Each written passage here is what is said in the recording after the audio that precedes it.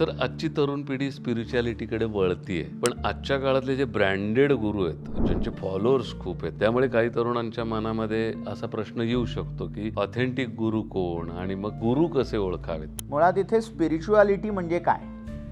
काहीतरी मला छान वाटतंय, शांत वाटतंय, मला भांडणं जिथे नाहीत, कोणी मला प्रश्न विचारणारं नाही, अशा जागेवर जाऊन शांतपणे डोळे मिटून बसणं, हे जर मला स्पिरिच्युअलिटी वाटत असेल तर ही निर्बुद्धपणाची लक्षणं आहेत माझ्या दृष्टीने.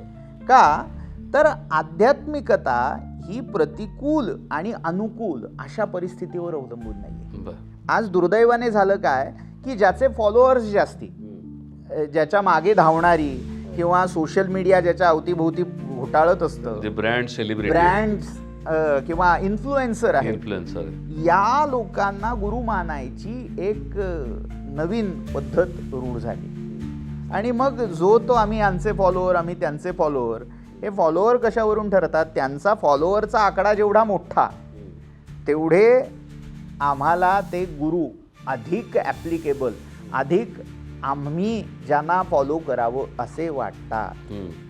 फॉलो करायचंच असेल तर फॉलोअरचा आकडा बघून फॉलो करायचा नाही. जिथे कुठेतरी आत्मसाक्षात्काराची चुणूक आपल्याला मिळेल, कुठेतरी तो परतत्वाचा स्पर्श आपल्याला जाणवेल, तिथे गुरु म्हणून नतमस्तक व्हावं. पण मग असे ऑथेंटिक गुरु कसे मिळतील?